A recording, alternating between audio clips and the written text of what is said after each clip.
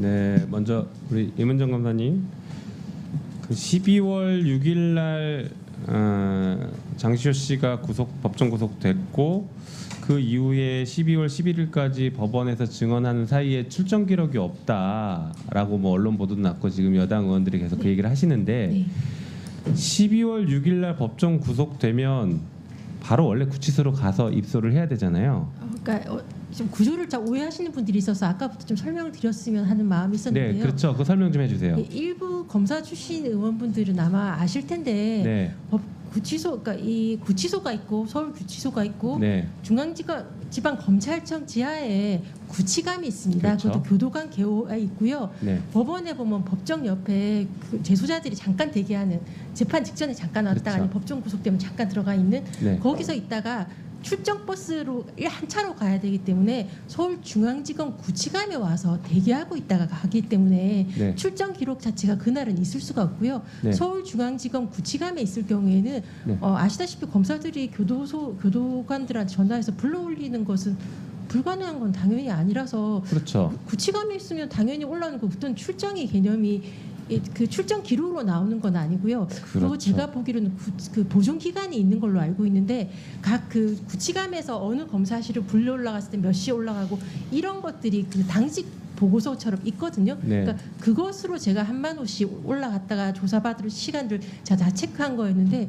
그거는 보존 기간이 서로 보존돼 있다 하더라도 교정본부에서 협조할지는 의문인데 네네. 그런 것들로 확인해야지 출정 기록으로 확인할 수 있는 건 그렇죠. 아닙니다. 그러니까 출정 기록이 없더라도 12월 6일 날 김영철 검사가 장시호 씨를 불러서 달래주고 했던 것은 얼마든지 가능할 수 있는 것이잖아요. 네, 지금 사실상 구조적으로는 가능합니다. 그렇죠.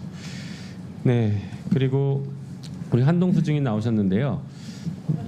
예, 이 사건 잘 아시는 것처럼 피의자가 그러니까 검사가 피의자를 사적으로 만났고 또 피의자는 검사에게 오빠라고도 하고 뭐 조금 이따 좀 말씀드리긴 하겠지만 마약 사건 관련돼서도 일종의 정보를 미리 제공하거나 편의를 제공하거나 하는 나중에 또 횡령을 또 불기소하거나 하는 이런 여러 가지 일련의 과정들이 있거든요. 이런 것들이 언론을 통해서 보도가 되고 의혹이 제기되면 감찰해야 됩니까? 안 해야 됩니까? 대검 감찰부장에 계셨잖아요. 네, 어떻습니까? 언론에 보도되면 중요한 감찰을 착수할 사유가 됩니다. 그렇죠. 네. 그러니까 사실은 국회가 나서기 전에 대검에서 이 사건은 먼저 철저하게 감찰해서 국민들께 그리고 국회에 보고를 했어야 되는 사안이죠. 예, 이 검찰 조직의 건강함을 생각하고 국민을 바라보신다면 그렇게 해야죠. 네. 그런데 지금까지도 전혀 감찰을 했다는 얘기가 없고 오히려 옆에 계신 강진구 기자님이 이거 계속 질의하니까 감찰과에다가 이 사건을 민원을 넘겼다라는 통보만 해놓고 아직까지 이렇다 할 답이 없어요. 검찰 조직이 이렇게 지금 망가져 있기 때문에 저희가 부득이하게 검찰이 안 하니까 국회가 나서서 이렇게 탄핵을 하는 것입니다. 거기에 대해서는 어떻게 보세요?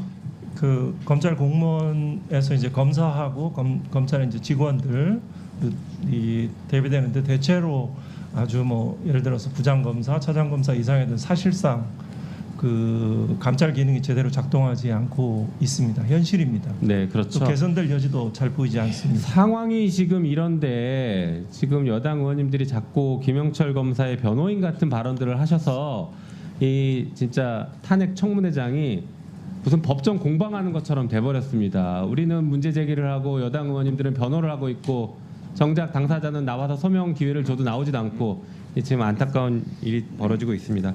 자, 잠깐 화면 보실까요?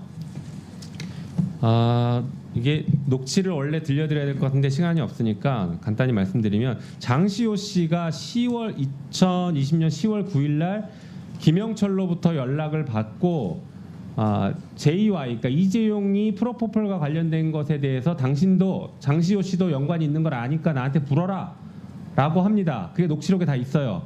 그런데 장시호는 그거를 얘기를 못하고 고민하다가 나중에 20년 10월 25일 저 때가 무슨 날이냐면 이건희 씨가 사망하는 날입니다.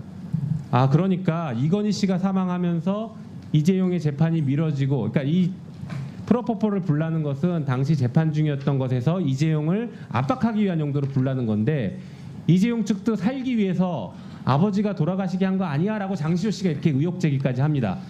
시간이 없으니까 이따 더.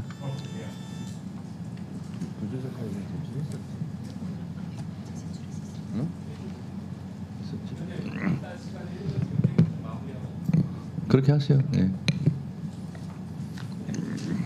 네, 빨리 마무리할게요. 자, 그래서 이건희 회장은 사망했고 어쨌든 그 이후에 장시호 씨는 김영철 검사에게 사실대로 얘기합니다. 자기가 프로포폴과 관련해서 성형외과 갔었고 그 성형외과에 이재용도 왔었다라는 얘기를 해요. 그럼 이재용에 대한 수사가 빨리 진행돼야 되죠. 근데 진행이 안 됩니다. 게다가 장시호가 그렇게 얘기할 때는 무슨 얘기를 하냐면 자기에 대해서 횡령 사건이 진행되고 있는데 그 사건 봐줘라. 그리고 프로포폴 나도 봐줘라. 공소 취소 뭐 이런 얘기를 기소 취소 이런 말까지 합니다. 이런 얘기들을 해요. 그런데 실제로 한참 뒤에 보니까 프로포폴 관련해서는 장시호 씨는 수사에 아예 등장조차 하지 않고 아까 말씀드렸던 횡령 사건이 동일한 사건은 민사 사건이 있었는데 민사 사건에서는 손해배상 판결을 졌습니다. 그런데 형사 사건으로는 기소가 되지 않았습니다. 불기소 처분을 받았어요. 이건 거래라고 보는데 이 정도 사안이라면 감찰해야 되는 거 아닙니까? 네, 일단 뭐 지금 말씀하신 대로 네, 충분히 감찰 사안이 된다고 생각을 합니다. 거기에 대해서 일단은 자기의 사건에 관해서 이제 그 거래 플리바게닝을 한 형태가 되고요. 뭐 그런 측면에서 사건에 적정한 처리를 하지 않았다는 점에서 굉장히 직무 관련성이 있는 거죠. 탄핵 이 소추 사유에 대해서 아주 짧은 시간이지만 그 쌍방의 각 국회의원들께서 주장을 하시는데 기본적으로 그 직무 집행에 있어서 헌법과 법률에 위배한 때 그 사유에 대해서 집중해서 하는 자리로 생각하고 있습니다. 요 관련되는 내용들은 관련 기록과 자료들을 충분히 보면 이 단순한 뭐 수사 미진의 사유인지 아니면 일정한 의도와 결과를 목적을 가지고 된 진행인지 요 지점이 이렇게 살펴볼 수 있을 것 같습니다. 파악 가능합니다. 네, 수고하셨습니다.